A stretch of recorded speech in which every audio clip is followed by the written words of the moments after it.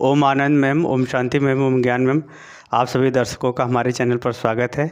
आज हम लोग बीएड फर्स्ट सेमेस्टर के अंतर्गत विकास के विषय में अध्ययन करेंगे। विकास क्या है? वास्तव में विकास मानव जीवन पर चलने वाली प्रक्रिया है, जिसके अंतर्गत व्यक्ति कुछ न कुछ सीखता है और कुछ न कुछ जो है वह सदैव उन्नति को प्राप्त होता है। इसलिए विकास एक व्यापक अवधारणा है, जिसके फलस्वरूप मनुष्य के जीवन में उत्तरोत्तर विकास एवं उन्नति ही होता रहता है। इसको आइए हम लोग देखते हैं बीएड के अंतर्गत क्या है। विकास जो है जीवन पर्यंत चलने वाली, यानी पूरे जीवन भर चलने वाली धनात्मक प्रक्रिया है। धनात्मक प्रक्रिया के यहाँ मतलब यह है कि यह उत्तरोत्तर विकास करेगा। यानी धनात्मक इसलिए है, सीखने के लिए हमेशा आदमी कुछ न कुछ सीखता रहता है, जीवन पर्यंत समझता रहता है, व्यवहार को भी सीखता रहता है, ज्ञान को भी सीखता रहता है, दुख सुख लाभ हानि जीवन मरण सभी विषयों में क्या करता है, वह सीखता रहता है। यदि वह किसी कारण से बीमार भी होता है तो उसकी शारीरिक अस्वस्थता होती है, लेकिन शारीरिक अस्वस्थता के तुलना में अन्य चीज़ों का या अन्य क्षेत्रों का धनात्मक प्रभाव अधिक होता है। इसलिए निगेटिव प्रभाव थोड़ा होता है, पॉजिटिव प्रभाव अधिक होता है। इसलिए विकास जीवन पर्यंत चलने वाली एक धनात्मक प्रक्रिया है।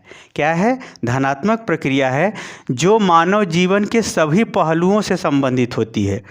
शारीरिक पहलू, मानसिक पहलू, सामाजिक पहलू, आर्थिक पहलू, राजनीतिक पहलू, सांस्कृतिक पहलू, ये सभी पहलुओं से संबंधित होती है। इन सभी पहलुओं के अंतर्गत जो गुणात्मक पक्ष है वो भी शामिल होता है और जो मात्रात्मक पक्ष है वो भी शामिल होता है।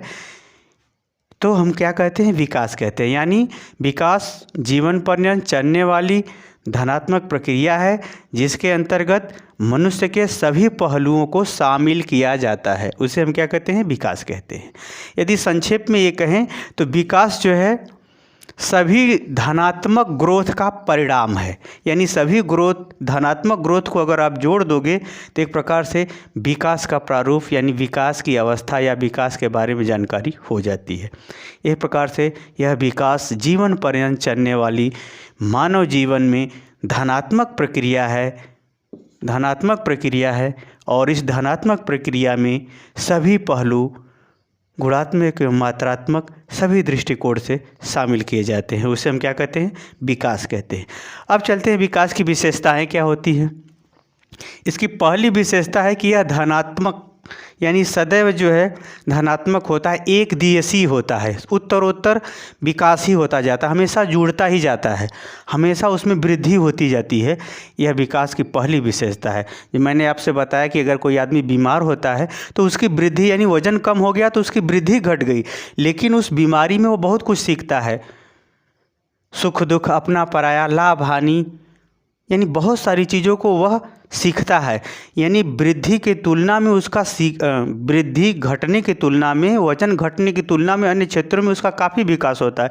यानी पॉजिटिव पक्ष बहुत ज़्यादा होता है, निगेटिव पक्ष थोड़ा हो जाता है।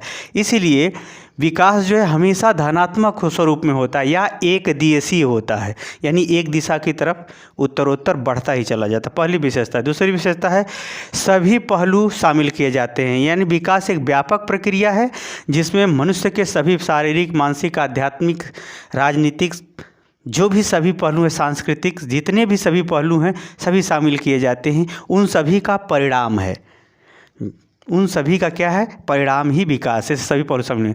और विकास का तीसरी विशेषता यह है कि यह गुणात्मक एवं मात्रात्मक इसका जो मात्रात्मक पहलू हैं उसको भी इसमें शामिल किया जाता है।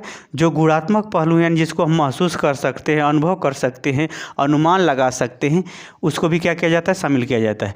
चौथा, यदि हम इसकी विशेषता देखें, जो महत्वपूर्ण विशेषता है, व्यवस्थित क्रमबद्धता पाई जाती है। विकास एक क्रमबद्धता पाई जाती है। जैसे होता है बालक शैशवावस्था होती है, फिर बाल्यावस्था आती है, फिर किशोरावस्था आती है, फिर युवावस्था आती है, फिर प्रौढ़ावस्था आती है, वृद्धावस्था। यानी विकास का जो क्रम होता है वह व्यवस्थित सबके लिए समान होता है। सबके लिए क्या होता है, समान होता है उसके विकास का क्रम। जैसे कक्षा 1 2 3 4 5 6 ये पढ़ने का क्रम है, यानी उत्तरोत्तर विकास का जो क्रम है वह जो है क्रमबद्ध होता है, वो सबके लिए समान होता है। जैसे कोई होता है पहले लाखपति बनेगा तब करोड़पति बनेगा, जब करोड़पति बनेगा तब अरबपति बनेगा। कहने का मतलब ये है कि विकास जो है वह एक दिवसीय होने के साथ उसमें क्रमबद्धता पाई जाती है जो सबके लिए समान होती है। जैसे मैंने आयु का उदाहरण दिया और पैसे का उदाहरण। अगला है दीर्घकालीन प्रक्रिया। विकास को हम कुछ समय 5 साल 10 साल 7 साल 2 साल 4 साल ऐसे, यानी दीर्घकालिक प्रक्रिया में हम इसको महसूस करते हैं, देख सकते हैं। अल्पकाल में इसे नहीं महसूस किया जा सकता है या नहीं ज्ञान हो, नहीं स्पष्ट संज्ञान हो पाता है। यानी इसको विकास को समझने के लिए एक दीर्घकालीन अवधि 5 साल 10 साल 15 साल ऐसे के समय की अपेक्षा होती है जानने के लिए। विकास में वृद्धि निहित होती है, यानी वृद्धि सभी क्षेत्रों में वृद्धि को अगर जोड़ दोगे तो विकास का परिणाम हो जाएगा। तो यानी सभी क्षेत्रों में वृद्धि विकास के लिए उत्तरदायी होती है। 7वां इसकी महत्वपूर्ण विशेषता होती है वातावरणीय कुशल समायोजन। विकास जो है देश काल वातावरण परिस्थितियों के अनुसार उचित समायोजन को भी बताता है।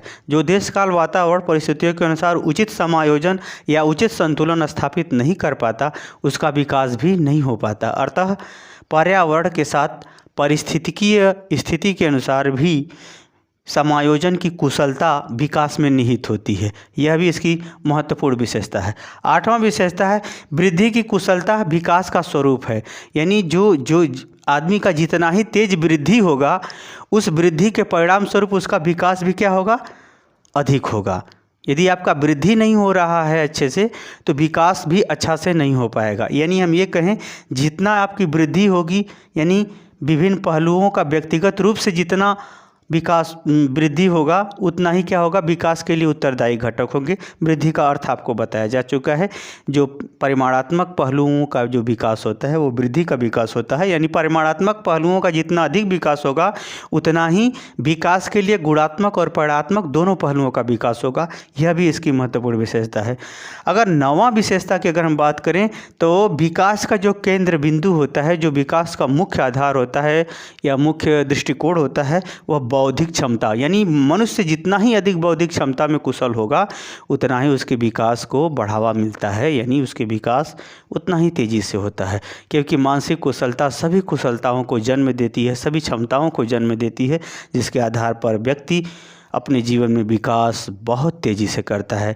आर्थिक सामाजिक राजनीतिक धार्मिक क्रियाकलाप व्यवहार संबंध इत्यादि सभी दृष्टिकोणों से। तो मुझे उम्मीद है कि मेरा व्याख्यान आप समझ गए होंगे। यदि आप व्याख्यान समझ गए हैं तो कमेंट बॉक्स में मुझे ज़रूर बताइएगा। साथ ही मेरे चैनल को लाइक शेयर सब्सक्राइब जरूर कीजिएगा। आज के लिए इतना ही। हरिओम।